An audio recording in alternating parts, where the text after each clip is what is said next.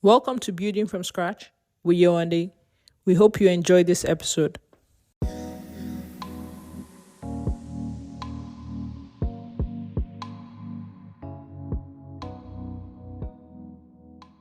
Hi everyone, my name is Yoande.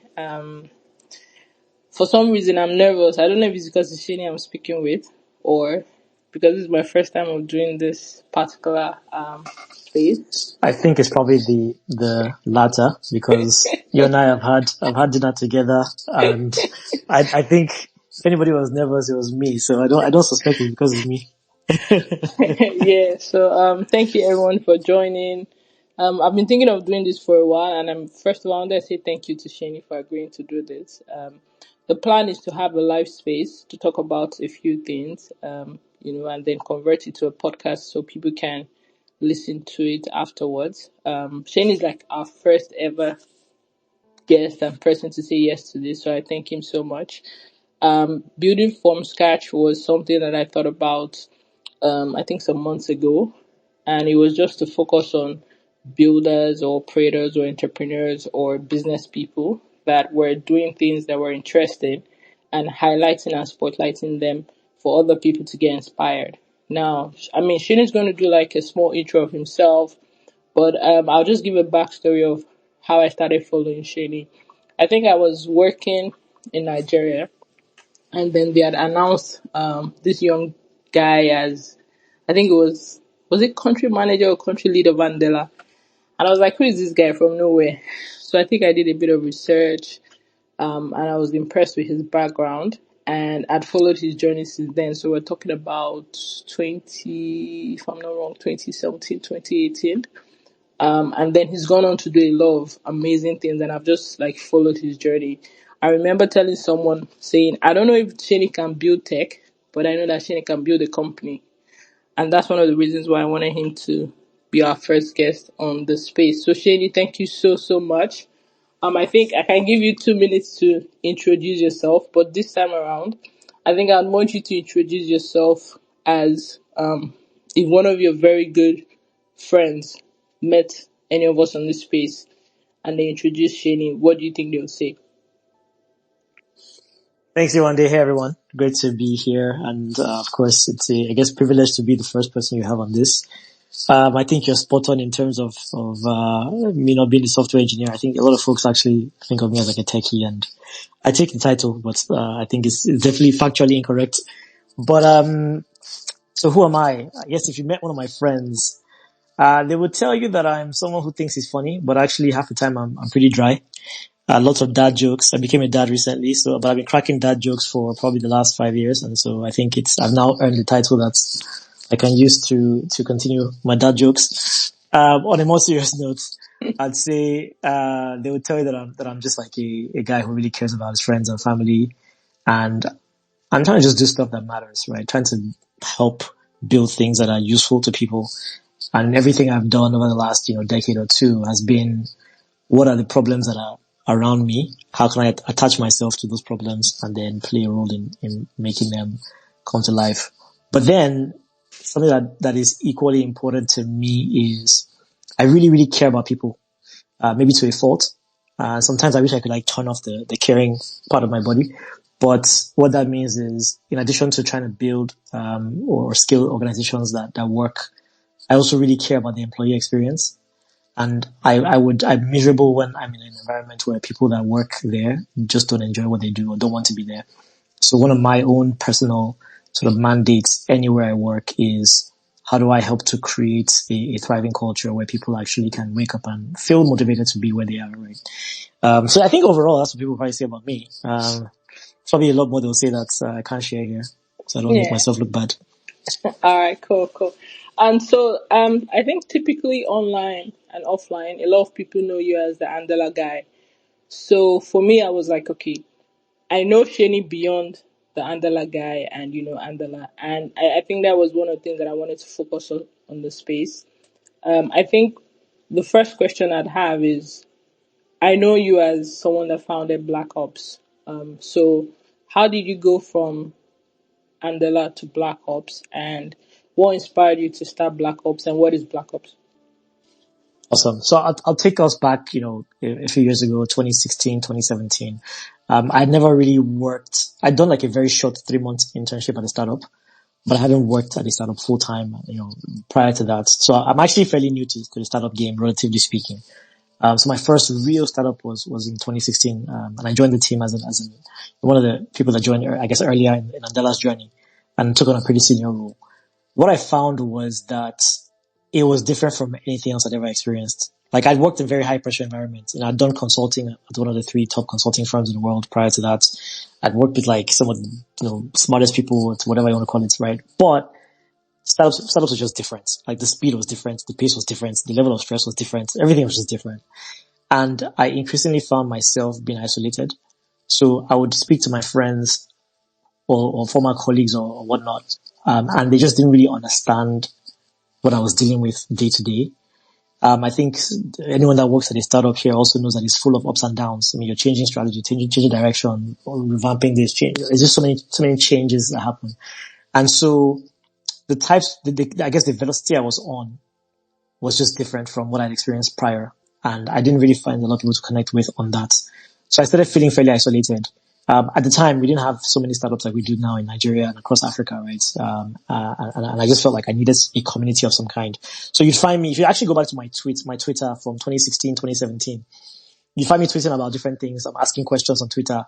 And my issue with Twitter was that, or I guess X today, was you put something out there, someone that's like in a random place who has never experienced what you're trying to solve for will now start answering you and giving you responses that make no sense for what you're trying to do. And so it just became very noisy. So I left that alone. I went on LinkedIn and I found that in LinkedIn, I'm getting responses from like somebody who works in California, maybe LA or SF. And it doesn't really apply to what I'm dealing with in Lagos or Nairobi or Kampala. And so I was like, yes, they also work at startups, but like the content isn't exactly there. And so I needed a space for myself and others like me. So I started asking friends, hey, by the way, do you know people that work at startups, across Africa? And they say, oh yeah, I know a couple of guys. And I'd connect with them and they were going through the same thing. It was like, yeah, I'm dealing with all this stuff. I feel like I don't have a lot of people around me to connect with on them. And, I kind of feel lonely. And so that was literally how Black Ops began. It began from my experience at Andela where I felt like I needed a network. Now, something that used to frustrate me then a little bit was that founders had so many resources and so many networks. Right? There's so many networks targeting founders. Everything is founder this, founder that. And then also, once engineering became a thing on the continent as well, right? Like, I guess sometime in the last decade when it became very clear that engineers were cool, we also had a lot of engineering focused communities.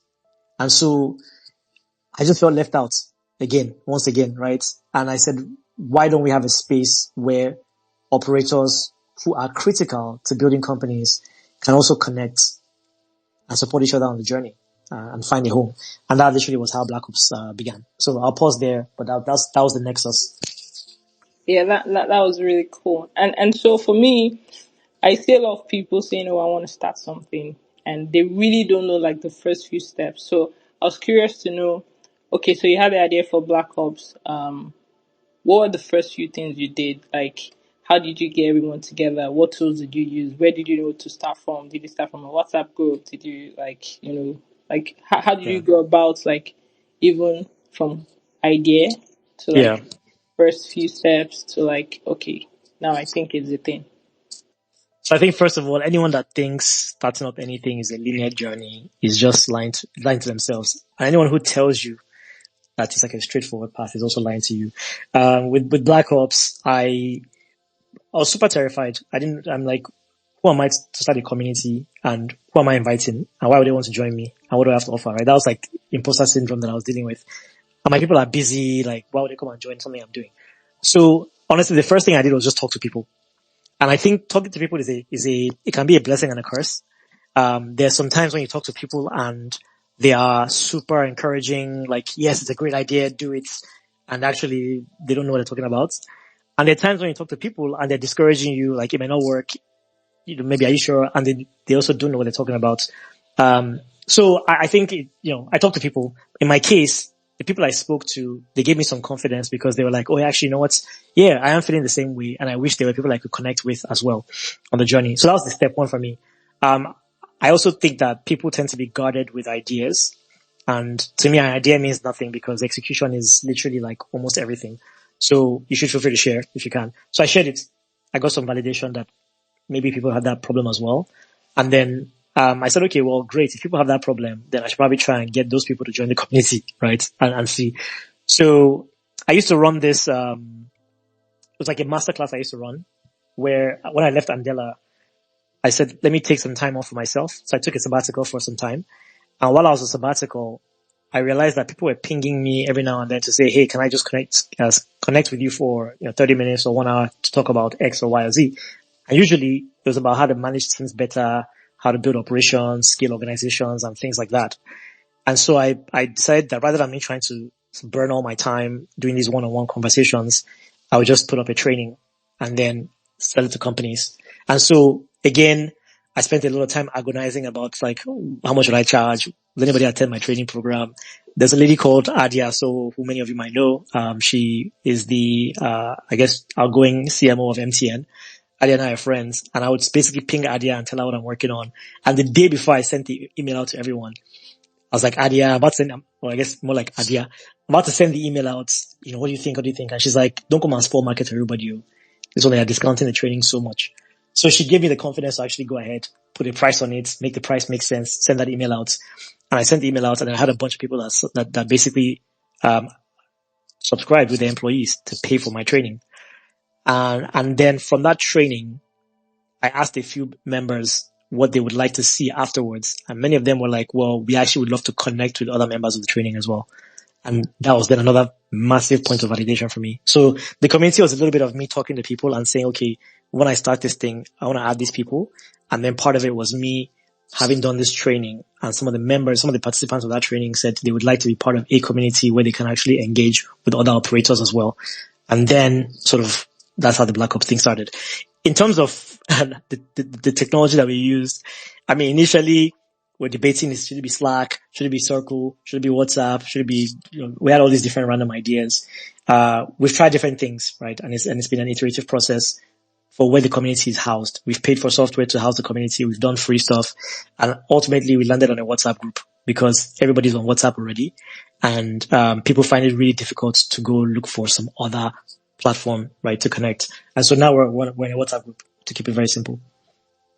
All right, thanks. Interesting. And how many people do you have now, and what are you most proud of, like so far? And then what surprised you the most? So I think I'd say, how many people do you have now? What surprised you the most in the journey so far, and what are you most proud of? Ooh, interesting. Which order should I answer? So right now we have 44 members of the group. My thinking going into Black Ops was, look, all of us are part of different WhatsApp groups, and I'm notorious for being added to a WhatsApp group, and I put it on archive and just permanently leave it there.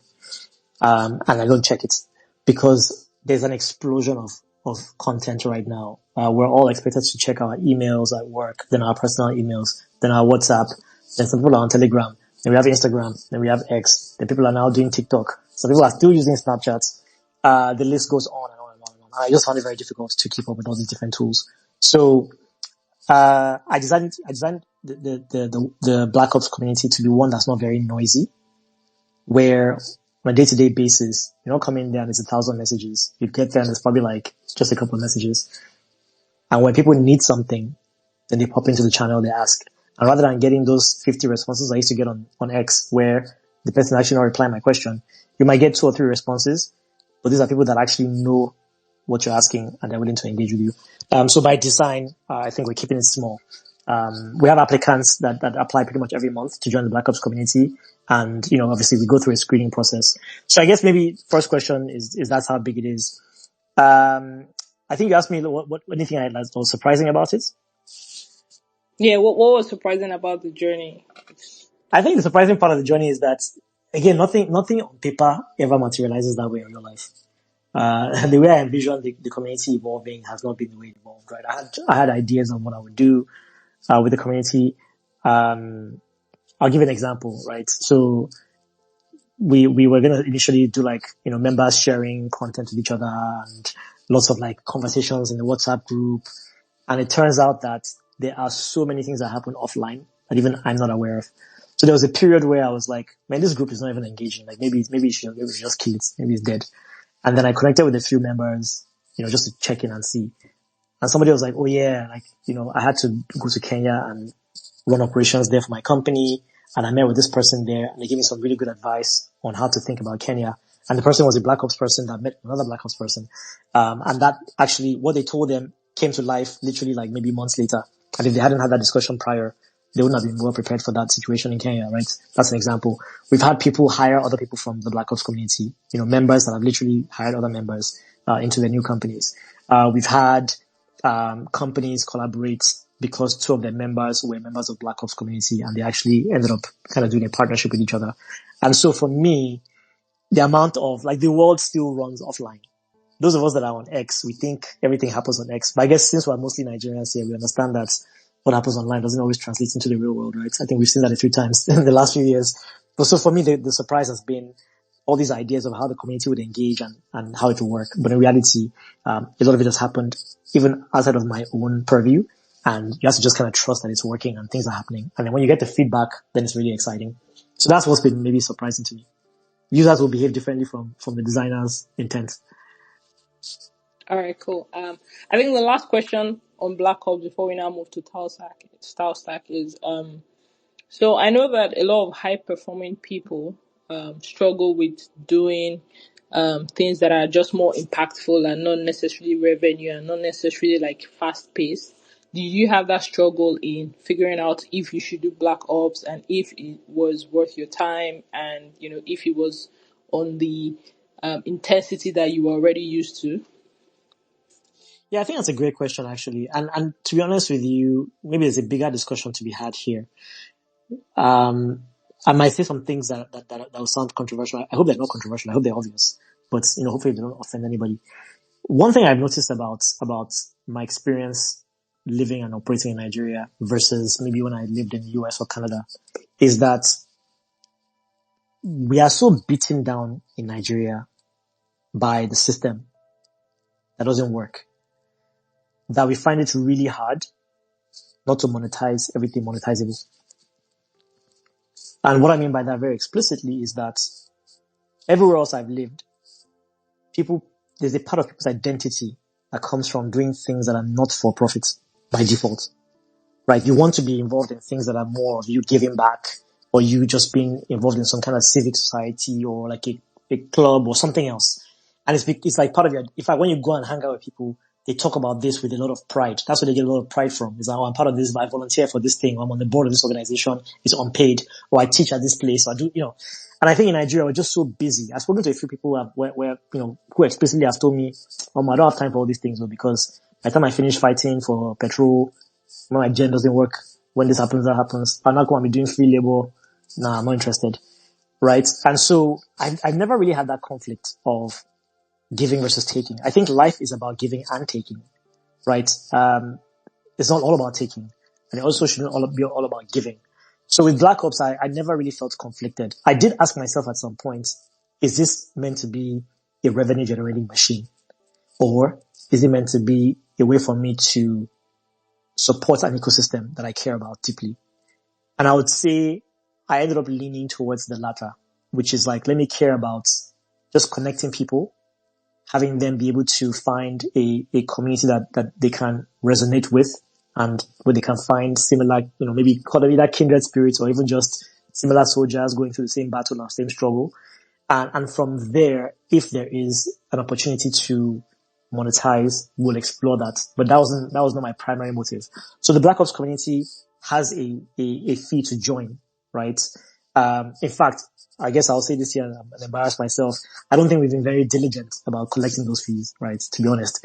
And so it's just really, the focus for me has been on just trying to get people to connect, work with each other, and then we should know each other. Like if you're the head of marketing or operations or customer success at a well-known startup in Nigeria or in Kenya or Uganda, you should know other people that are doing something similar, where if you ever need to connect with them, you can just pick up your phone and type in a couple of messages and you're like one or two contacts away from reaching them.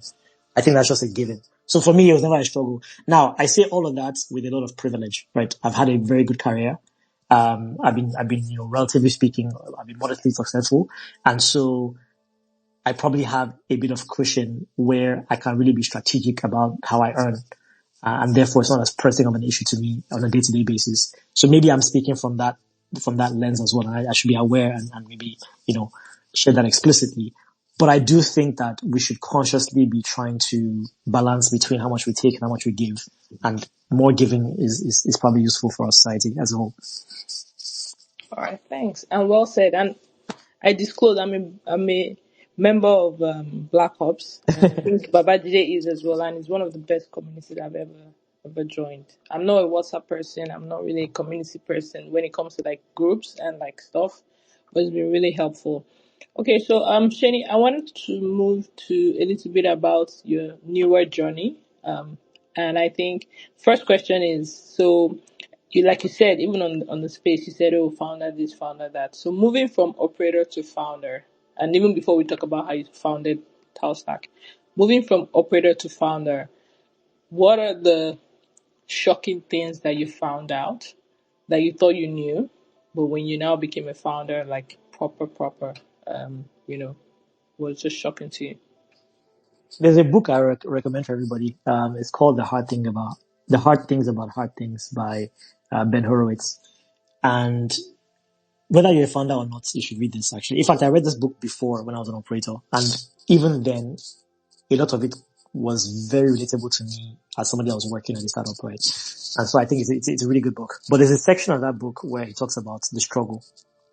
And he kind of defines what the struggle means within a startup as I guess in his case as a founder at a startup.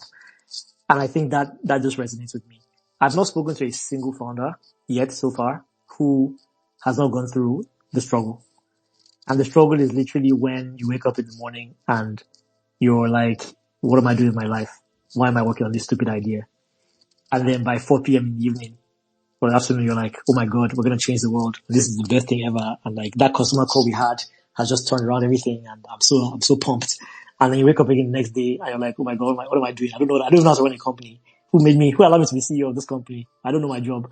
And then by evening, so yeah, that literally, that is the life, of a founder. So I would say maybe the biggest surprise or the biggest transition is that when you're an operator, which I was for all this time, you can feel a high level of ownership. I think I've always been somebody who feels very deep ownership of my work, right? Like I think at Andela, people thought I was a founder and I wasn't a founder. People that I would meet even abroad would be like, oh, you're a founder, right? I'm like, oh, no, I'm not a founder. I just make a lot of noise and seem to care. But there's an ability for you to turn the switch off. No matter how much you care, no matter how like deeply embedded and invested you are, as an operator, you can turn the switch off and you can quit. The day you're like, I need to move on to something else, you can draft that email, you can have that call, and you can move on. As a founder, there's a whole lot more that rides on you in terms of the company's success. And I think that level of, it's almost like having a child, right? Your cousins can come and play with you, your parents can come and play with you, they're still going to go home eventually. But you're the one that is stuck there with that child, yeah? Like, no matter what happens, it's your responsibility.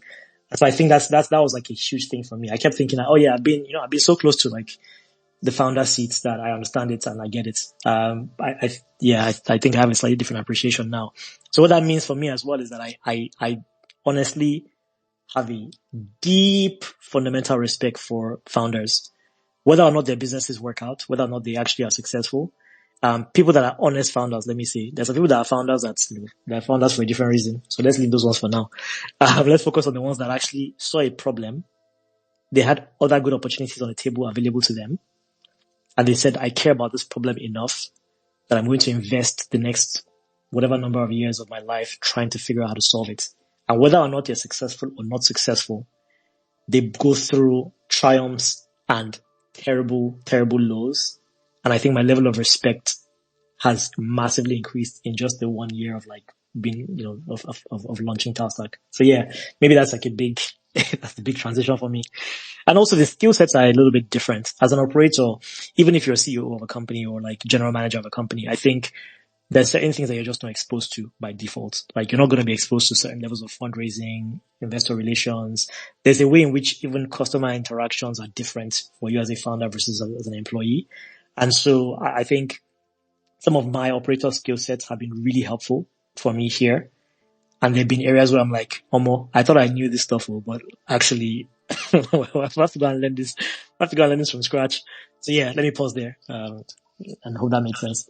Yeah, yeah, it makes sense, and I agree with you as well. So I like when you said, you find a problem that you deeply care about. Can you tell us a bit about the background of why you started Talstack, how you started it, and I think you have a co-founder as well, like how you were able to convince your co-founder to join Yeah. you. So there's been like a thread. I would say my own life has been a thread over the last decade or so, where I've had like a couple of things I really care about, and I've been trying to solve for those things.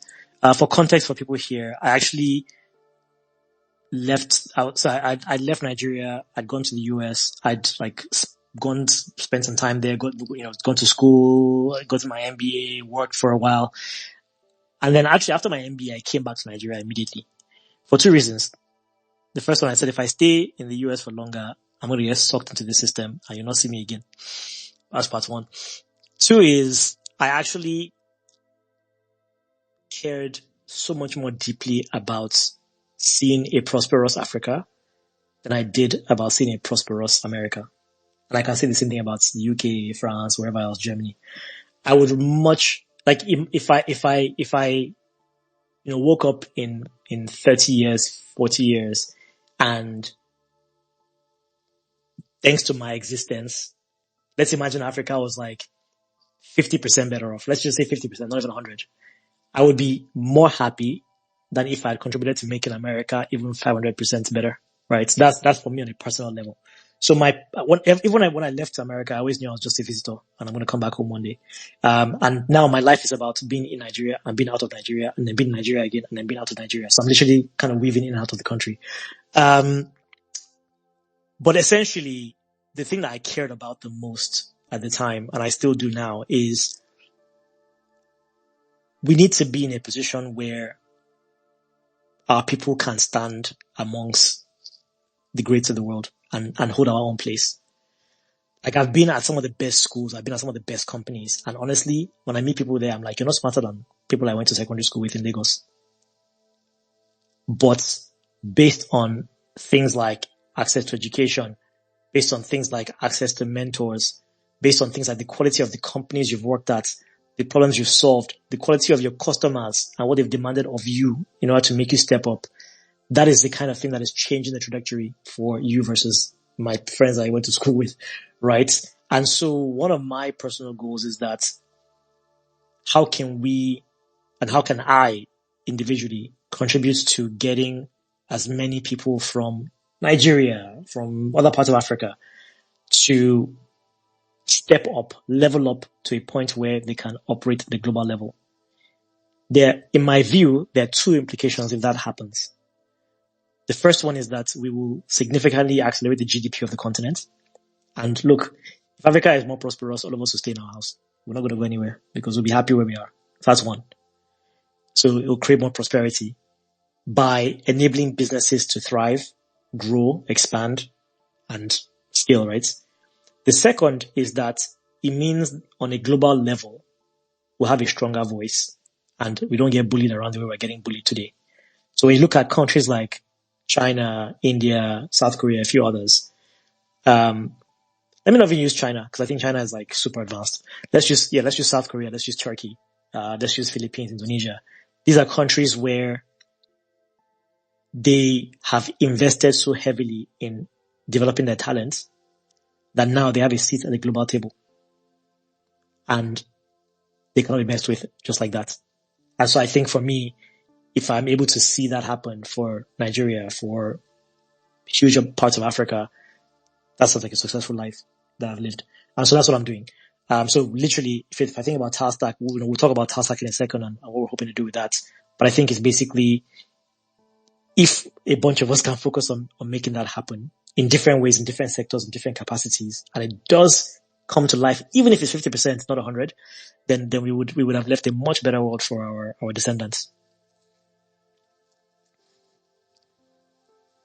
Okay, cool. And how did you like? I think we can go into like how you like now said, okay, I have So how this. do we do it? Yeah, how do we How do we do it? make it happen? Yeah, because Yeah. one of the reasons why. So I was telling someone that because they asked me why this space. I said first of all, I felt like there were a lot of podcasts that already like say a lot of things, but most people don't talk about like the early days, like the early, uncertain.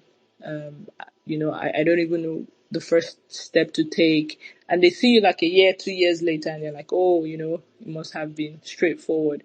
And I'm privileged to have these conversations privately, and so I was like, okay, some parts of those conversations can also be publicly, where if someone is thinking of doing something, or if someone is thinking of stopping something, or if just someone is trying to figure out something bigger than themselves or themselves, how do you like see someone that has tried to now even attempt it, and what were the first few steps they took?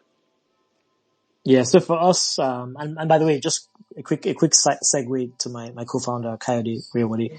Coyote and I met through a mutual friend, Kola, I know, who is I guess the founder of Ventures platform. Kola and I are friends and we've been friends. And then I was telling him about ideas I had. And me wanting to start a company potentially, but I wasn't sure, maybe not. And I think it might have been like a year and a half or 2 year journey of me just telling Kola about these random ideas I had. And then one day he calls me because I'm like, okay, I'm actually pretty serious about this thing.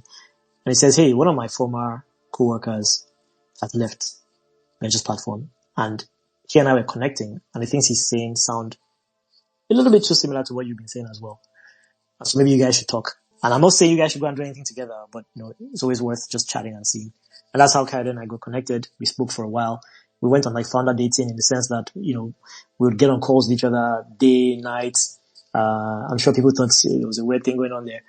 And we were just interviewing each other, asking each other all sorts of questions and aligning. And it turns out that we both, what I just said right now about, trying to drive this level of impact, we both share that same desire and belief.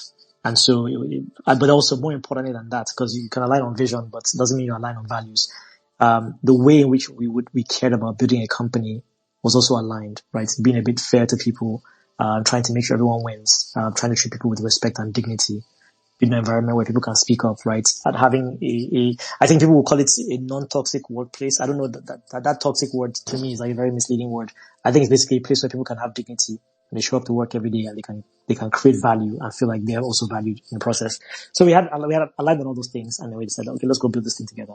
So that's like a quick segue. So what is this thing that we are building? Well, I spoke to probably 250 or so founders, executives, leaders, etc. And I asked them, what are your top 3 problems today that are stopping you from achieving the dreams you think your company should achieve? And in every single conversation, whether it was number 2 or number 1 or number 3, but I think usually it was number 1 or 2, they said, I don't think my people can deliver on my vision. In some cases, the founder themselves or the CEO themselves may also have been someone that couldn't deliver on that vision, but let's leave that for a second, right? Most of them just felt like they didn't have the team. And I think this is actually true. It's backed by data. If you interview, I mean, there's a bunch of studies that show that up to 85% of African CEOs believe that the company's strategic plan cannot be met by the current team they have. And so, um, that means companies cannot build and grow and scale. And that means every time a foreign company enters Africa, they'll beat the local company. That's simply what it means. If you look at Bolt started in Estonia by Marcus Villig, younger, I think it was like 24 or something at the time. I think we had a couple of companies in Nigeria at the time trying to do ride hailing and stuff. Both expanded across Estonia, went into other countries. Now they're in Africa and they even beat Uber itself in Nigeria, for example, in Kenya. And so how do we compete if we don't have the talent that can compete? I think we're lucky in the sense that with things like engineering, you now have a global marketplace. And so and I think engineers are lucky in that they can learn side by side with some of the global players in the space. And so you probably see that the engineers in Nigeria and Africa in general are on a much faster track than a lot of other professions.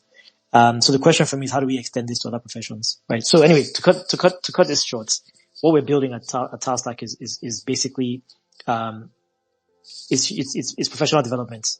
It's human development, but we're approaching it from the perspective of On one hand, performance management, and on the other hand, upskilling. The upskilling side is basically for way too long, in order for me, who lives in Ikeja, I grew up in Ikeja, for me to, who lives in Ikeja, to learn about sales, right? I'm someone in Ikeja, I work at a company. For me to learn about sales, I have to go all the way to Michigan to go and learn from someone there. All the way to Chennai in India to go and learn from someone there. Because majority of the online platforms are instructed by people from those countries. I can't learn from someone that's down the road from me. First of all, I don't even know who he or she is. Second of all, I can't trust whether or not they've done the work and know what to teach me. And so we constantly rely on others to teach us. And this is actually a problem, period, right? Every country has built systems for itself. But in Africa, somehow, we managed to not do this. So that's the first thing for us is how do we take expert knowledge, deep insights that are relevant to the markets in which we all live in and operate in, where we know there are nuances to that. How you sell into an MTN or a GT Bank, it's not going to be the same thing as how you sell to Vodafone, Verizon, or Goldman Sachs.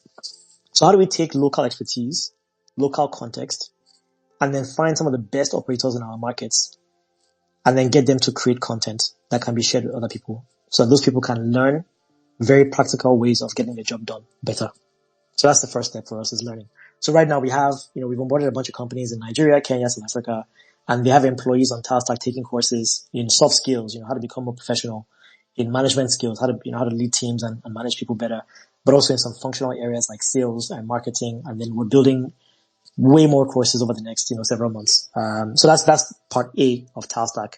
And the idea is that whether you're an early career person that's in your first few years of work experience, or you got given a team to manage and you're like, oh crap, how do I manage people? You can come and find courses on Talstack that will help you to be a much more effective professional that can drive value in your company. That's part A. Part B is around performance management because at the end of the day, learning is for a purpose. So in the context of companies, a company cares about the employees learning if it can drive value for the company. And so we're connecting those two things together. We're saying, here are the competencies of people in your team, or here's what you should expect them to be able to do. Here's how you can actually assess whether or not they have gaps. And then rather than you having to now go and look for where to close those gaps, we actually have the content as well for you that supports you to learn and drive that engagement. And then you can then again go back and look again in the future and see that that person has actually improved.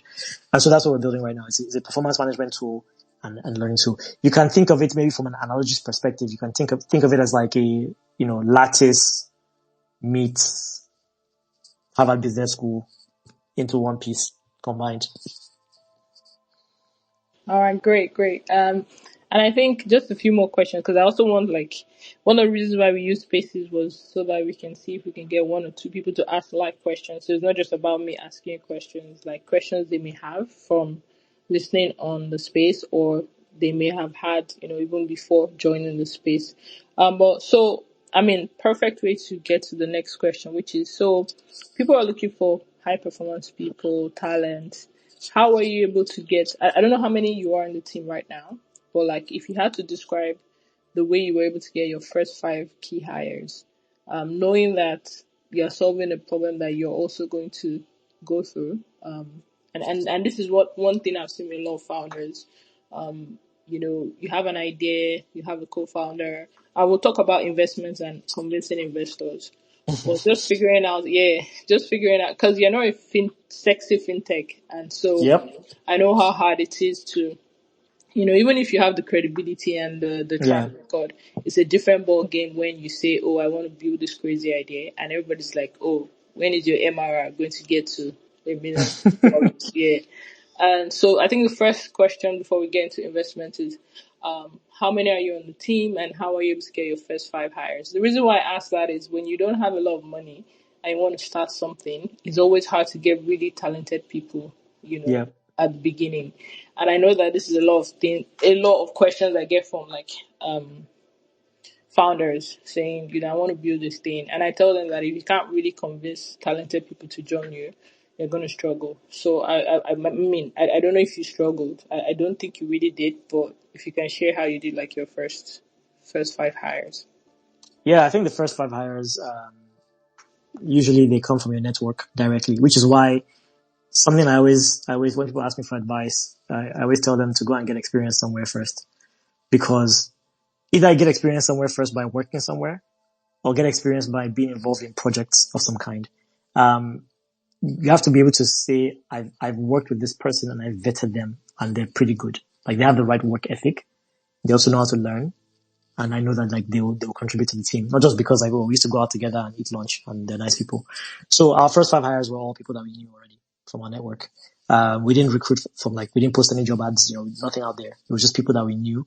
One person on the team, Ndali, I'd been speaking to Ndali about this thing before I even registered a company domain. Before Kylie and I even met each other, I was talking to her about the idea and asking her what she thought because she had a lot of experience with HR. And even prior to that, she was in L&D itself. And, so we kicked the tires around a little bit. I was getting her thoughts on it. She had some doubts. She had some thoughts. She had some things that she thought made sense. And so when I was ready to start this, she's one of the people I called. And I remember at some point, she became available. And so, it was the right time to pounce, right? So that was one. Coyote also had, another example of a friend he had worked with prior on some other stuff. And he basically pulled him in. And in fact, Coyote had a couple of people that he was working with already on his own idea, right? So they were already trying to like build something together. And so he also looped those people into the conversation with me when we started working together.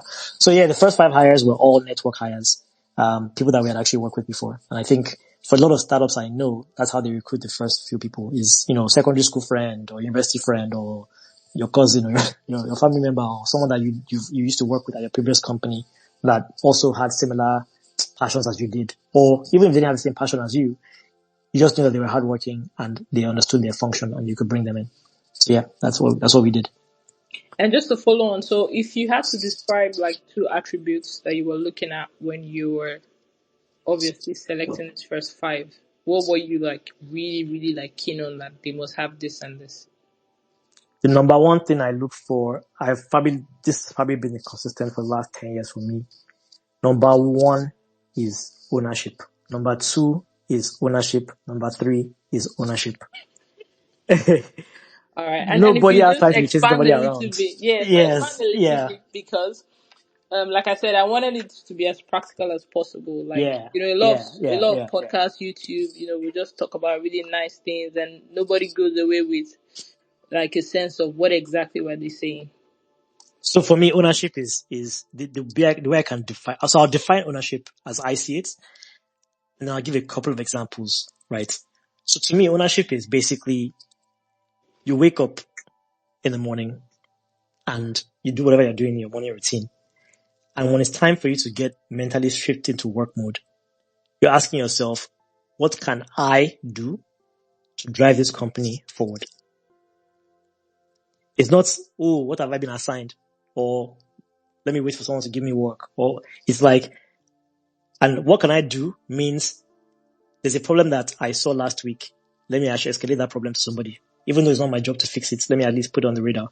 I have the thing I was working on and I know it has an impact on some other domain and it's running late. Let me reach out to them and let them know that I'm not going to be done on time so that they can plan and then we can figure out how to make it work. I have this other thing that I need to work on and I'm finding it difficult to work on it because I don't know what the answer is. Let me step back and think through what other resources can I go and tap into to find the answer to that question. Where else can I go look for that answer?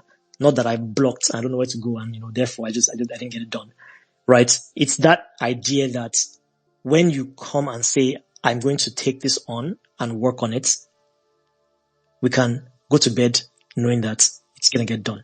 And if it's not going to get done, you're the one that's still going to raise the reason why it's not going to get done. You're the one that's still going to go and follow up to figure out what other ways that can be, it can be done. To me, that's ownership.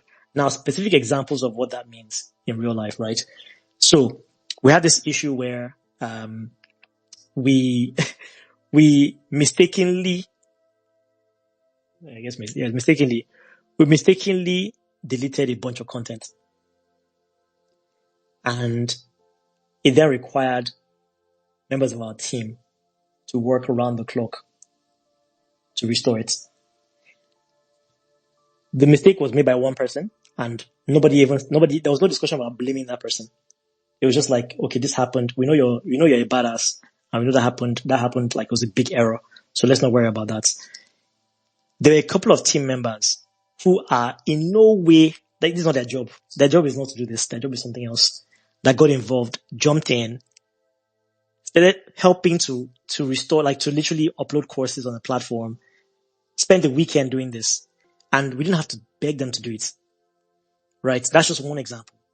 Now, we're not advocating for people to have no work-life balance and just kill yourself for the company's benefit, right? That's not what we're saying here. We're saying that you feel a very clear sense that your work contributes to the company's success, and therefore, what can you do to drive the company forward? So I could probably name other examples, right? But I just want to give ones to bring it to life, right? But I think what I hear from other people, and, obviously we create learning content. So one of our most popular courses actually is the Taking Ownership of Your Work course. Believe it or not, taught by me. One of the things we hear from companies over and over again is that, for example, in one particular company, one of the team members had a project to work on, and the person got blocked because they didn't have some of the resources they needed. And they basically just did nothing. And then eventually they're like, oh yes, I was working on it, but then this thing happened and therefore I didn't finish it. And they're like, but who did you escalate it to? They're like, oh, well, I sent an email, about it. Okay, but nobody replied you. Then what did you do next? They say, oh, well, I couldn't get it done. And I think we see that things like that happen over and over again. It sounds very trivial, but I think even at an executive level, there's the equivalent of that as well, right?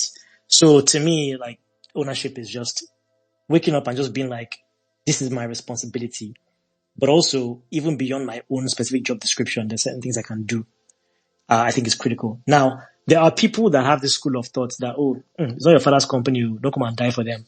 I'm happy for those people. I'm going to give them double thumbs up. Good luck. I do not think I have met anyone that has been successful. I'm not talking about people that are lucky, that bought Bitcoin at the right time, or bought GameStop at the right time, or got a contract from one federal government, no. People that have, like, built careers that are, that are the norm, the majority of us. I don't think I've met a single person that has been successful who did not feel a high level of ownership. It's just not possible, because that's how you get rewarded. That's how you get valued. That's how you get promoted. That's how people know that, okay, if I give this person a very difficult responsibility, they'll get it done. They'll give you the hard stuff, the unsexy stuff, right? So anyway, let me pause there so I don't ramble. But you can tell I'm very passionate about this topic. So we look for that in our first team members. That was very important to us. We can't be chasing anybody around. All right, thanks. And I think we'll all have to go and watch your course now. And learn about it. Yeah, like, I'm actually curious now. Okay, so let's move. Obviously, one of the most common questions is investors, amazing, beautiful, lovely, best investors. Um, I would have framed the question as, how are you able to convince investors? But I know that you've raised your pre-seed, and I think I'll just frame it into two parts. One was, what was surprising about speaking with investors? And then two, why do you think the investors that invested in you backed you guys? That's a great question as well. So what was surprising about speaking to investors? I think that prior to this, I went into like startups thinking, your investor is coming to listen to what you're saying, and then they're evaluating you against some, like, framework that they have, and does it make sense, and blah, blah, blah. Founder, product, idea, space, opportunity. And I found out that investors have thesis. It's almost like when someone's trying to date somebody, and I like using dating as an analogy for a lot of things in life, because I think relationships are relationships, and most of us have been in some kind of dating relationship, right? So we can always, like, relate. It's like a relationship. When you're looking to date somebody, or you're interested, or you're open to dating somebody, you have criteria. We call them specs sometimes. And if someone that's way outside your spec comes to you, the bar for them to get in the door is very, very high. Whether you're a guy or girl, doesn't matter, man or woman, boy or girl, whatever you want to call it, right? So with investors, when you go and pitch an investor your idea, if that person doesn't already have some preconceived thought that this is a good space or a good idea, or like something like, or like it doesn't fit their thesis, they can very easily tune you out and be uninterested, or try to advise you to mold yourself into what fits into their own desired outcome.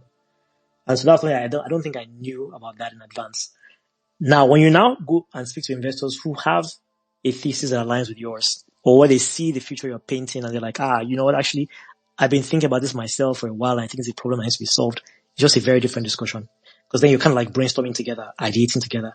And I would say in some ways that's how it was with Collar Adventures platform, right? Like it was almost like when I was telling him my ideas, he would ask me questions about it, and then I feel like he's then say, "Oh, so what about this? What about that? What about this? What about that?" We're thinking through it together. Uh, just very different conversation completely. So I guess to answer your question, that was a big surprise for me. Another surprise for me, I would say, is how long it takes to fundraise typically. Now, we got very lucky in our pre-seed, because obviously, I guess because Carrie and I had some track record prior, people were like, look, you guys might fail. You might succeed. We don't know, but we know that both of you are going to put in the work. We know that there's not going to be a story of fraud here. We're not going to find out that you people have traveled to go and buy a house in Bahamas, right? So we can trust that at least you'll be responsible. And we both know that, we know that you guys have good options as well, right?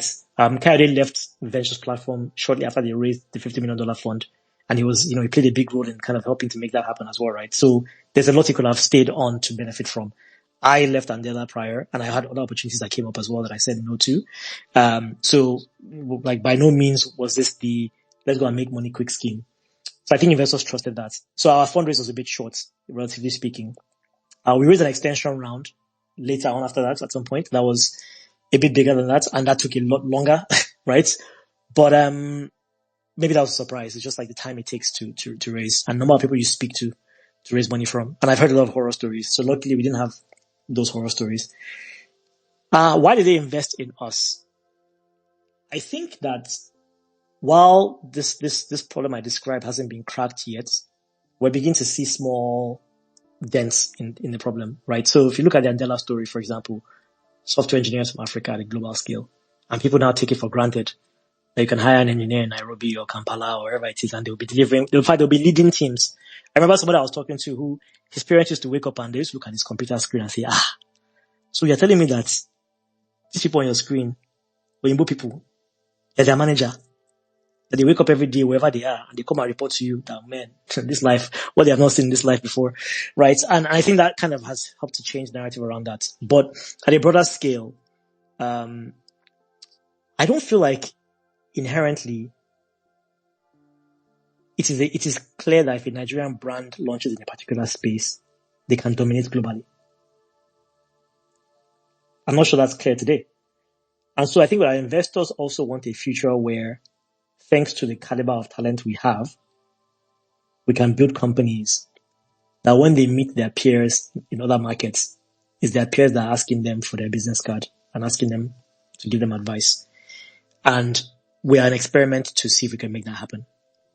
So I think that's one. Is like maybe we can truly figure out how to get a huge wave of talent development, talent upskilling on the one hand. I think the second one is companies need to be better managed and better run. And if you look at most other markets, they're really good software for talent management. So performance management, OKRs, goal setting, one-on-ones, employee engagement surveys, things like that, competency tools. But in Africa right now, I don't think we have any like off the shelf, widely used solution that works both for large corporates and SMBs and whatnot. And so if you want to build a good company, that company is going to have employees that receive feedback. That company is going to have performance reviews. That company is going to have engagement surveys so they can get a pulse of how employees feel about the company. And that company is going to have some level of investment in growth. And so we can be the quote unquote indigenous player that provides that to companies across our markets. And I think our investors also believe that that's the future they want to see also come to life. I imagine a part of it is them thinking that if you guys do this thing well, this could actually be a business that scales even beyond Africa, right? I'm sure they think that, but we'll cross that bridge on that day. So I think maybe those are the main things, from a business perspective. And then of course there's the founders as well, like I said earlier, which is, they can tell that we deeply give a shit about this problem, excuse my language, and that we will do everything we can to try and make it work. All right, great. So I have two more quick questions, and I'm conscious of time because Seni is a stickler for time. So if you have any questions, you can request to ask while I ask this the second to last question. So I think the second to last is, if you had to describe the culture of your company, how would you describe it? I actually wish I could ask one of my team members to come and say it, but it's funny because we did a survey recently, employee survey, where we asked this question: is how would you describe the culture at Talstack? And I think a lot of the responses resonated with each other. Um, what I saw in that, because I also, by the way, I can't speak about the culture of the company because ultimately the culture is what is actually happening. So founders tend to lie about the culture of their company. But in my case, I saw the results of the survey recently, and it was an anonymous survey, so, or maybe it wasn't. Anyway, the point is that people didn't lie in that survey. So, what I like about the results of the survey is that it was consistent with the kind of company that we want to build, which was great. So on the one hand, people said that we set the bar really high. We have high standards. We push people on the one hand. On the other hand, people said that it feels like people care. And it is very clear that it's like a company that has empathy. And so to me, that actually is consistent with where I want to work. It's a place where you're going to have to do good work. You're going to have to do hard work. And you're not going to feel like a robot. And you actually will think that people give a shit. People care about you as a person and as a team member. So I think that's how I would describe the culture. All right, fantastic. Marge asked a question, so I'm just going to read it out. She said, "You said you monetized that first training. What made you believe people will pay?" She might have missed it, but what was the content shared in the training? So that's when you were talking about Black Ops. Yeah, man, it was Jesus Christ and inshallah. That's why I monetized that training. I was so, I don't know. It's like in hindsight, I feel very stupid now because it's like obviously people are asking you to meet one-on-one every week. Then maybe you can charge. I decided to monetize it because a couple of close friends, Remy Dada, CEO of Space Finish, being one of them, Adia, former CMO of MTN, former CEO of Forever Greek, my wife, and a couple of other people were like, you probably should just charge for this thing and do it, right? And I was like, I don't know. But yeah, that's what it was. It was just me being prompted by people. And then I created an accountability system where I had now committed to people that I was going to do this thing. So literally they'll ping me every now and then and say, oh, how's it going? And I'm like, it's going, I'm working on it. But yeah, so I think that's how I charge for it. Now, let me give you some other information that I don't think is very public, right? Which will help you. Because your point was that let this thing be actually like tactical and real, not just some feel good conversation. I'd written an article in 2018 or something like that, I think, or 2019. It was called Building a High Performance Team, Part 1. And I got feedback from a lot of people. Babajide actually gave me some good feedback on it as well. And many other people are giving me feedback on it as well. In fact, I think almost like every 3 to 6 months, there's someone random that I'll run into and the person tell me that, oh, by the way, that article you wrote to me and it was amazing. And that article, I took a walk one day and I said, let me just download everything I think about managing teams. Or at least some of what I think about managing teams. So I took my iPhone, I put the voice recorder on and I started speaking into it. And then when I got back home, I took all of that and then transcribed it. If I was smarter, I would have used a transcription software up front, but whatever. So I had the raw content. I then turned the content into an article and I put it on Medium and I shared it with my, I guess, followers on social media and people started sharing it across. And apparently people actually were able to use it and they saw that it created value for them. So part of that was then what caused people to start reaching out to me to have these one-on-one conversations as well. And I'm thinking to myself, okay, if people are trying to talk to me, then maybe there's something there. And so that's how I kind of felt that, okay, I could probably charge. And by the way, that charging, between the first training I did and the second one, the price increased. And I was like, let me try and increase the price. And so I still increased the price. On top of that, I started doing some executive coaching as well. So I was saying, okay, you know what, if you have a manager in your company that needs one-on-one, reach out to me and I'll charge them for a session and I'll give them some feedback and advice on how to think about different things. And then people paid for that. I was like, oh wow, really? Okay, interesting. So yeah, I would say I was as surprised about people paying for it as anybody else. But again, in hindsight, I probably should have expected that to be the case. All right, great. And conscious of time, so I'll ask you one last question, and I feel like Yeah. I have to bring you back again, like maybe 6 months or a year later. So if there's any question you thought I was going to ask, or you think I should have asked, or you would have really loved that I asked, what would it be, and what would have been your response? Because I know that I didn't send you questions ahead, Yeah. and I did it on purpose so that this could actually be really raw and helpful.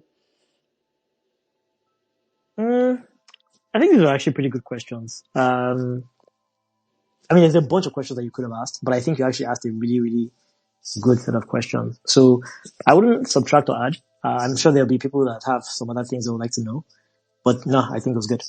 All right. Okay. Finally, final question. So now you've done Andela. you've done Black Ops, you're doing Talstack.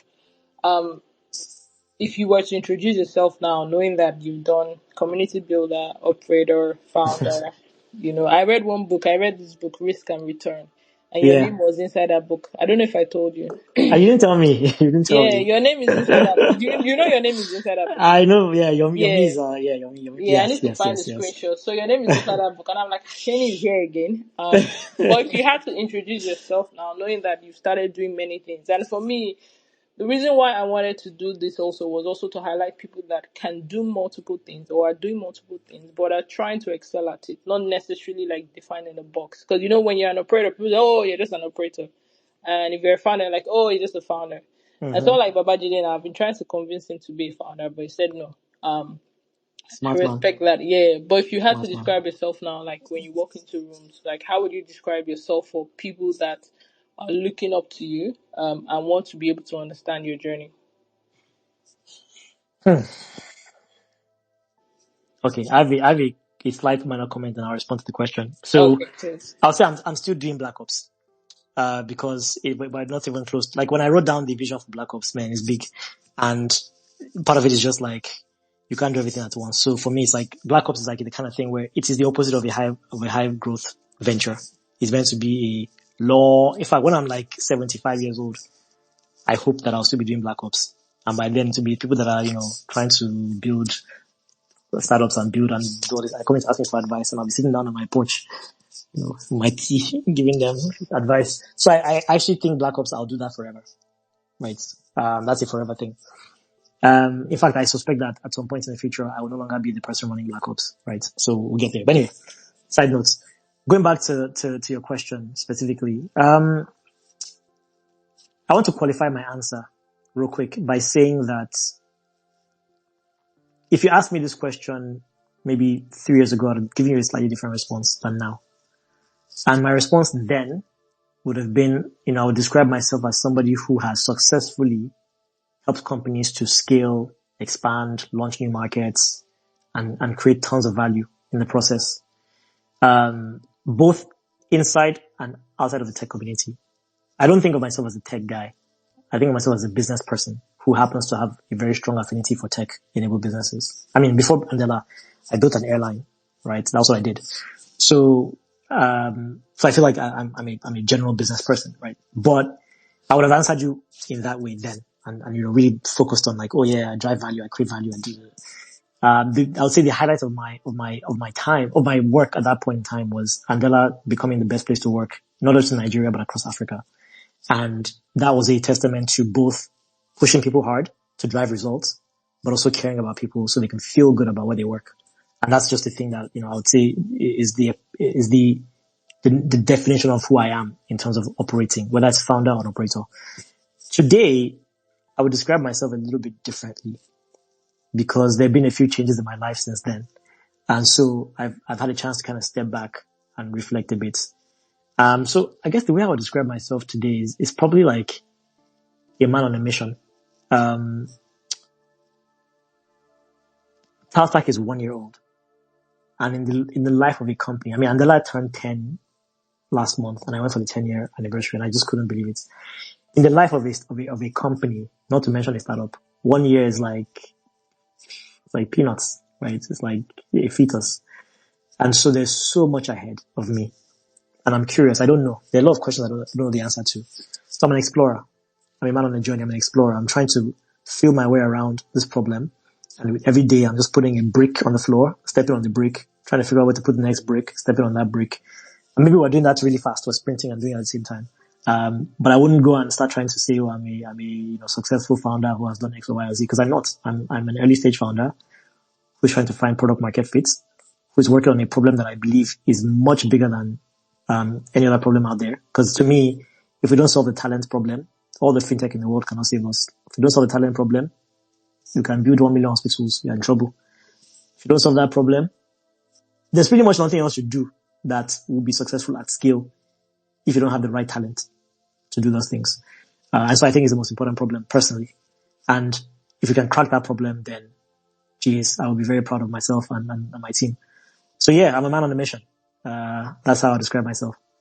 in the first 6 months of you, I mean, Talstack is 1 year now. So the first 6 months, what were the challenges that you remember, the ones that you can share publicly, and how did you manage? Man, Now yeah, you can, depending yeah, on how yeah. how many you want to talk about, Ah, because like I said, I wanted this to be like I no, meet a like lot of real talk, people. like real talk, Yeah, right? like Yeah, real yeah, talk. yeah, People yeah, say, real "Oh, talk. you've done this," and I'm like, yeah, but this is how this person did this. That. But they Yeah. don't get that privilege to be able to say, "Okay, you know what?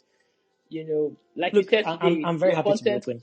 Exactly. All I'm right. very happy to be open. I think we all benefit from this. And again, it's funny because part of the DNA of our company is trying to get insights that are more relevant to the markets where we operate, which is what people on this space care about. I mean, they care about global insights as well, but in their day-to-day experience, many of them are actually working in the context in which there's not much information.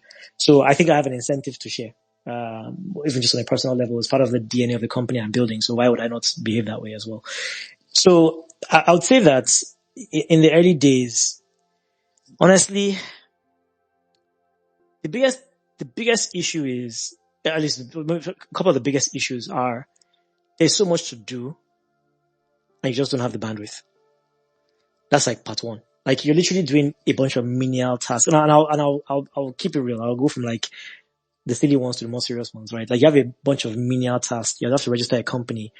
You realize that you can only register a company in Delaware because if you do it elsewhere, investors will not invest in you because they're not comfortable with trying to do Nigeria investment. So if you're like Delaware or UK or something, so you first register a company there, then there are all these like random forms you have to fill, and just like things you have to do that they're not familiar with.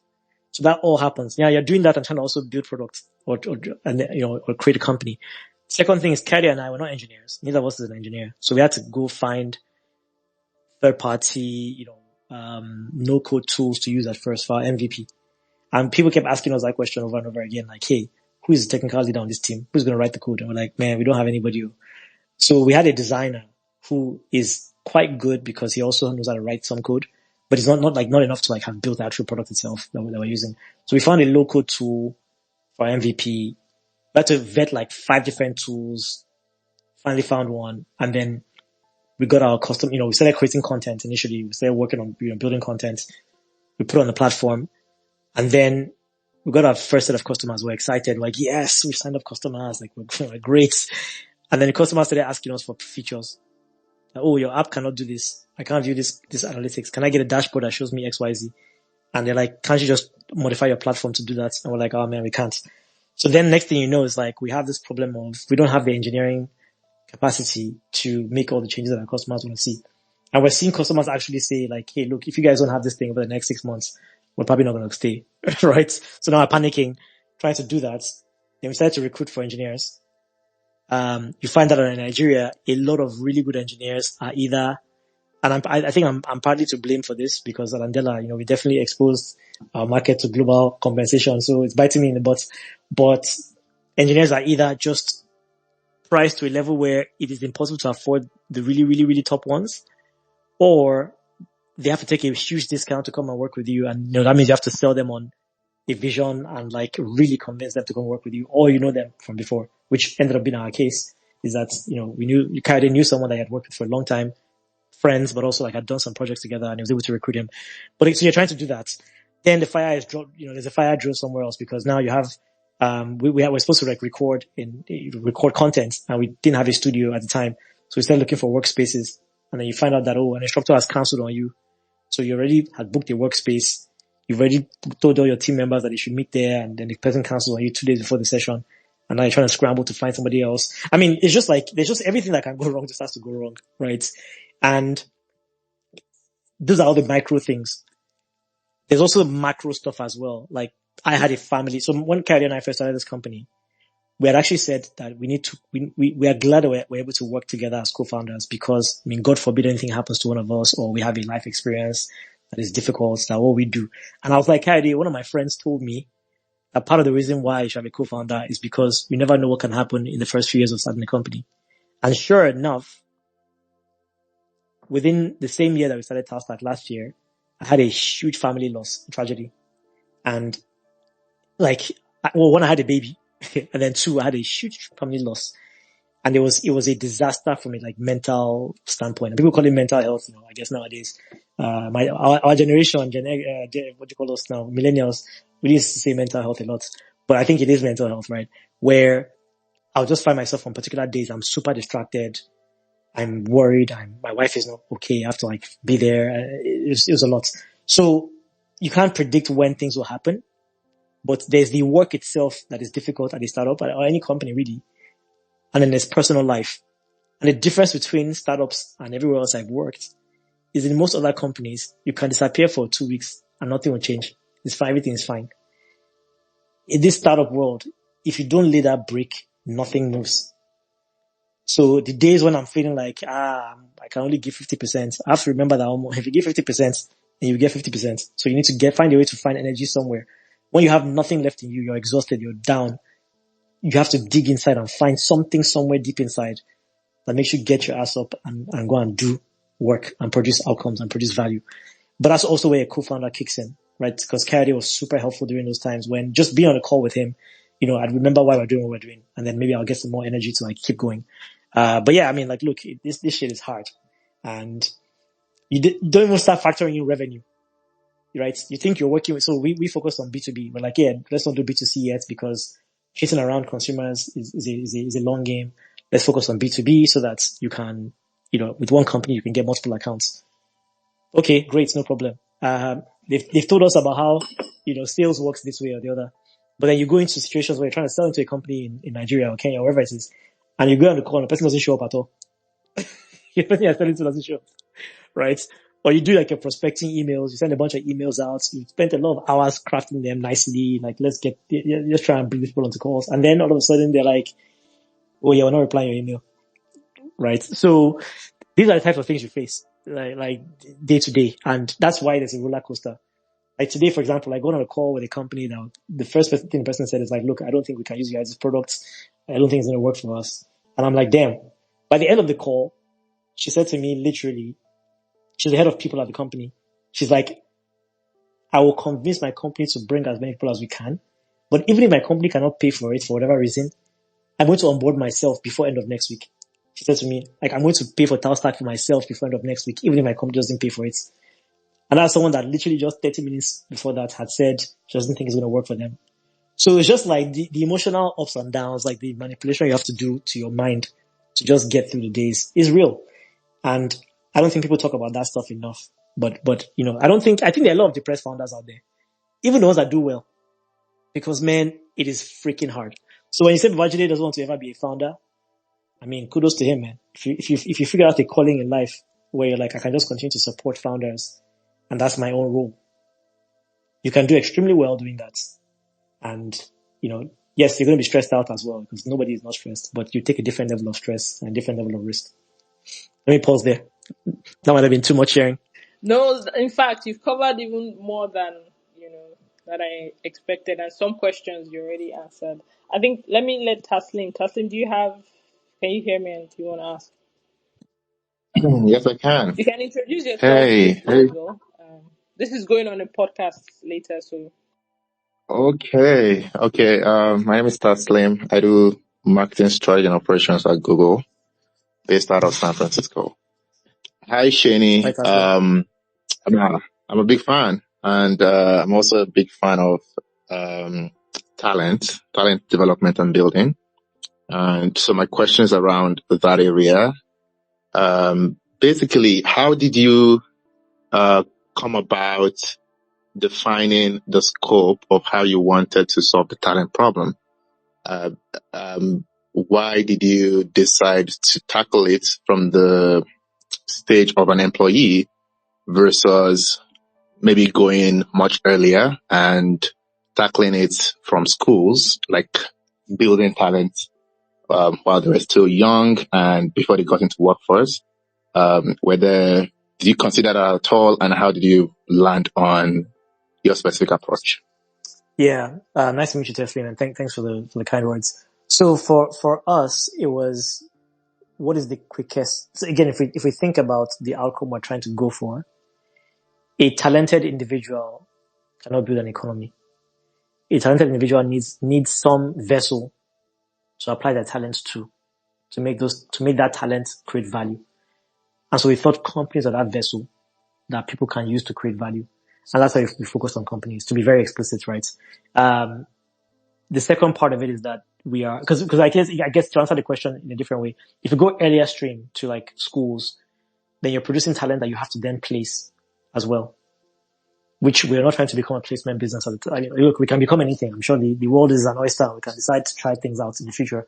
But at the time, we didn't want to be a talent placement company. We wanted to be a skill development company and an employee management company, a talent management company, right? So that's why we went that angle. Another element I would say is that I've always been a business first person, and I have a lot of respect for non-profits. In fact, I'm on the board of Faith Foundation, which is a non-profit in Nigeria. But my primary career has always been for-profit ventures. I think nowadays when you talk about schools, it's either if you're a business, then you're focusing on test prep or enabling them to pass some exams or things like that, or you're viewed as more like an NGO, just doing like some students training and things like that. And I don't understand how that world works from a career point of view.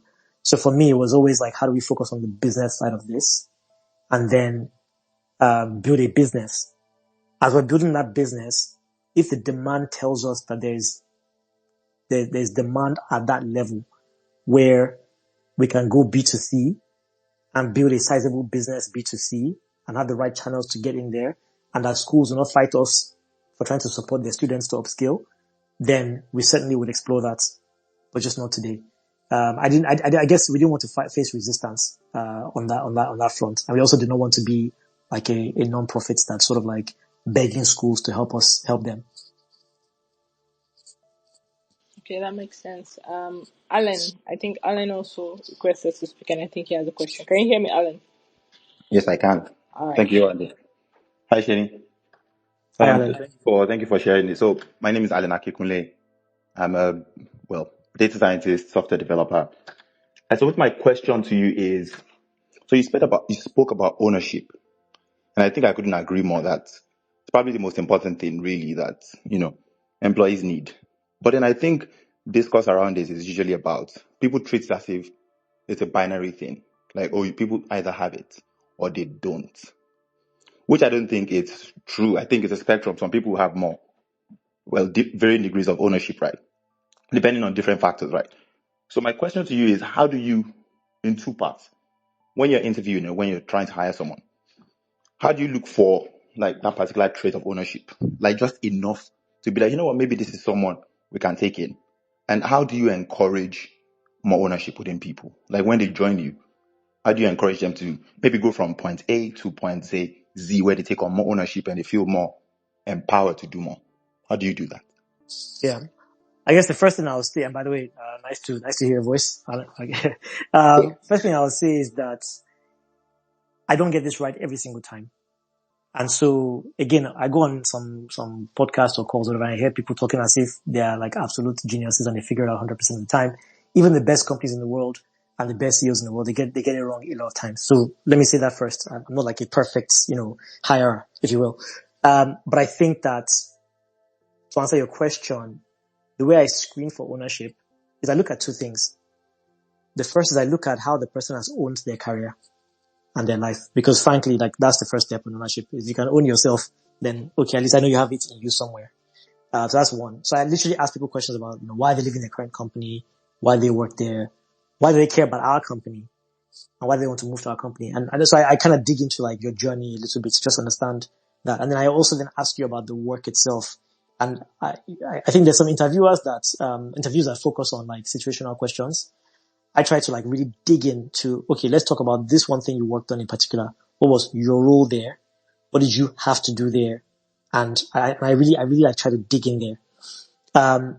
Then even the interview process by itself gives me a sense of the person's ownership. Like, let's say I make a mistake and I don't send a link to something that I said I was going to send a link to. Do you reply and ask me for it? Or do you just like, oh, I didn't get it? Like just little things. So I look for little signals and cues like that as well. And the final thing I would say that I have not done so well recently, but I did extremely well in the past, but I'm going to start doing it again, is reference checks. one of the things I'm notorious for when I'm hiring people is I ask them for 2 reference checks. I call the people and I ask them questions that they cannot lie to me about the answer. I literally tell them that I'm about to hire Alan. He's a critical hire on my team. And I need to understand which areas I can rely on him to deliver on. So what are his strengths? What are the great strengths he has that I can close my eyes, give him this work and rely on him? And then what are areas where he's probably going to drive me crazy? So I can know now. And usually people just send an email to the former employer and say, oh, here are 5 questions. How's the person in general? I make phone calls. And what I'm looking for in those calls is that even if you don't know me from anywhere, I'm telling you about how important this role is in my company. And so if you lie to me, then we know we've talked to each other, we know what's up. So usually people find it difficult to just outrightly lie in that situation. They'll probably be honest with you. And I use that as the final check real quick. I didn't do that as much, I'd say, in the last year or so, because we're just moving very fast. But I usually do that. And in fact, we're doing that now. So we have a few hires we're about to make, in the next, several weeks, and we're already doing that. When the person joins the company, I think ownership actually starts before they join you. So for me, the recipes to ownership is, number one, the person needs to fundamentally believe that what you're doing matters and it needs to happen. Right? Someone is joining our company and it's just well, I just need a job. They're probably not going to take a lot of ownership and they're probably not going to succeed in this company anyway. So one is they have to feel that's why we ask them a lot of questions about why us, why this, why now? If you didn't get this job, what would you do instead? We want to understand are you driven by the company's mission and where we're going? 2 is, can you connect your work to that vision? So the things you do day to day, can you see it moving the needle? When people stop seeing that direct connection between their work and the company's outcomes, and it's there's no need to take ownership, because even if you do, you might not actually have any impact. So I think just increasingly helping them see those 2 things. And then the third is just holding the bar very high and just giving a lot of feedback, but also role modeling. Role modeling, it's showing them what it looks like to take ownership and then modeling it. I would say those are probably the best things I've applied in the past. I hope they help. And if it doesn't work and the person is not taking ownership, you have to let them go. And the person next to them, when they see that you take that very seriously, and they usually will adapt. Yeah, thank you. That's very good answers. Thank you. Thanks. All right, I think we'll take one more question from Oluwashel. I think that's Goki. Goki, if you can hear me, you can go ahead. Yeah, thank you, Andy. Seni, thank you so much. My name is Ali Uki. I run Tech PR Africa. So my question is around how can we? I agree with you on your point of we cannot build a lot of successful companies without the pipeline of talent, and it seems like there is a critical skill set that is missing. You've mentioned and talked a lot around ownership. My first question is ownership that foundational primal soft skill that a lot of employees lack, that we need to develop in a lot of people? If it's not ownership, what is it? I used to think it was critical thinking, that the average Nigerian employee lacks. Secondly is whatever it is, how can we scale it such that a whole crop of a new generation of employees have this thing, soft skill? I mean, for technical skills, you have to go learn that. But for soft skill, how do you scale that to cause a macro change? Yeah. Yeah, welcome to Talstack. When are we working together? So I think this is the question that we set out to answer. And the reason why earlier I told you one day that, I'm a man on a mission and I'm an explorer is because obviously we're very far from having this thing figured out, if you will. We have thesis, we have ideas, we've seen some wins, we've seen some areas where it's maybe that's not the way it's going to work. And we're still on that mission. However, to answer your question, the first one around those foundational skills, to me, I think ownership is number one. Because yes, when you have ownership, you can actually see the gaps and take initiative to go and try and close those gaps. You can see the problems. You can take initiative to go and try and solve those problems. You can know that you don't have critical thinking and go and, whatever. So I think that's why I put ownership as number one.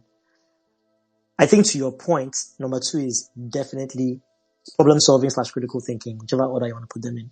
And that one I think is a huge deficit just based on the way our society sort of grooms people, unfortunately. So I think that's number two. And the third one I would say is communication. And I think that's because no matter how brilliant we are individually and even collectively, being able to produce anything material relies on working as a team. Look, even Tayo I know that travels and explores the world and shares that content with us has a team that works with him. Not just a random guy with a camera running around. Right? So no matter what sector you're in, and I use Tayo I know because I'm thinking like that's like, people might think of that as like an individual creator, but actually it's a whole team behind him that produces that content, right? And you can think about any other sector you're in. So to create things that are impactful, it requires teamwork and collaboration. And so I think communication is a key aspect of that, being able to pass across messages that make sense. So I think those are, to me, the three foundational ones. And then a bunch of other things now right on top of that. How do we develop that in people at scale? The ideal way to do this is, number one, to have a one-to-one mentor for everybody from primary school all the way through their careers. And I'll tell you why I'm saying so. Look at football. Look at golf, Formula One, tennis, basketball, and name any high-performing sports. People get into that track at like 5 years old, sometimes even earlier. And then they have a coach. And then they have like mentors. And those people like support them for years through their professional career. The people that suffer, if I look at singers, look at artists, look at whoever it is, they have coaches, mentors, and people that work with them. The people that suffer the most in this life are professionals, operators. We don't have mentors, we don't have coaches, we just be going, trying to figure it out, right? So I would say that is a combination of being able to get everybody access to someone that has deep insights and experience they can learn from. That's part A. And then part B is giving them actual work and things to do that allow them to practice those things and hone those things. Some of those things they happen in the workplace, but I've actually learned a lot from not working, from being in other environments. Like I've been involved in non-profits in the past, even as a volunteer, when I was a student. And I think I learned a lot about leadership, a lot about management, a lot about collaboration through those organizations I was a part of, even like student groups, right? So I think that's part B, is like them actually doing things that allow them to drive the competence in those areas. And I think part C is then having them be in work environments where they are rewarded or penalized based on those competencies or those skills, which forces them to actually try and nail them and get them right. So that's why we focus on companies again at Talstack, because we think that third element of working in organizations, whether it's a company, whether it's a small business, whether it's a startup, whether it's Tayo Aino's, team, those are all teams, those are organizations. And then there's expectations there and there's standards there, and somebody has to have a bar for excellence. So I think it's those three things. So for us, we're trying to tackle the third by saying we're going to companies because those companies have expectations of employees, and we're now giving the companies a tool by which they can help that employee improve. So that's the third one. The first one, which is A, is more around giving that person those things, those tools, those, resources. And in our case, we know you cannot do one-to-one coaching for every professional. It's not scalable. It's extremely expensive, extremely impractical. So what we are doing is saying, how do I find the people that you'd have wanted to invite into your office to come and mentor your employees? How do I get those people to build these 30-minute courses on different topic areas? If you guys sat down with me today, it was just a Q&A. In probably 30 minutes, we could talk about ownership. We don't need 5 hours to talk about ownership. But if you go online and type ownership course, you'll see like a 5-hour course. And it's like, why do I need 5 hours to learn about ownership? So for us, we're building courses that are about 30 minutes long on average, where we're saying this person has displayed this thing over and over in their career. They've actually even mentored other people in that area. And we can have them create that content and then share it one to many. So by combining that content availability, the insights from actually applying it in our own context, because ownership also has an element of context specificity, and then having a company reward or penalize people based on whether they're displaying that, we think that's how you do that scale. We think the market will tell us whether what we're saying is true or not, but that's a strong belief right now. Thank you. All right. Thank you so much, Shane. I think it's fair enough to stop here. Thank you. We're immensely grateful for you joining. I've learned a lot, even me that I feel like I know too much. I've learned a lot, and thank you so much. You guys should follow Shani on Twitter. He also writes a lot, and he also shares things about Talstack. So you guys can also follow their journey. They're doing 1 year now.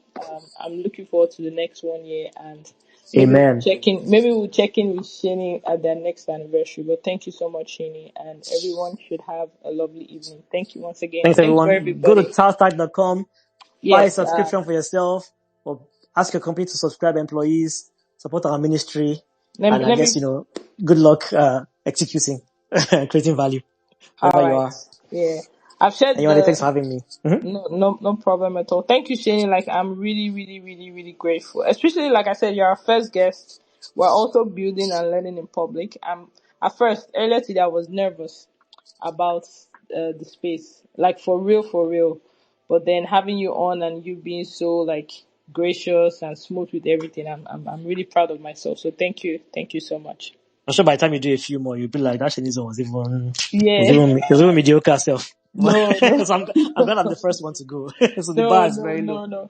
I'm here thinking, wow, I need to start speaking like Shane. See how fluent and, smooth and deep he's speaking at the same time. Like, but yeah, thank you so much. I'm inspired and thank you. And I'm sure a lot of people learned a lot of stuff. And thank you Anytime. so much. All Anytime. right, then. Thanks, Take everyone. care. Great Thanks, being here, y'all. everyone. Take care. Have a nice rest of the day. Bye-bye. All right, bye. Thank you for listening to Building from Scratch. We hope you follow us and subscribe and watch out for our next episode.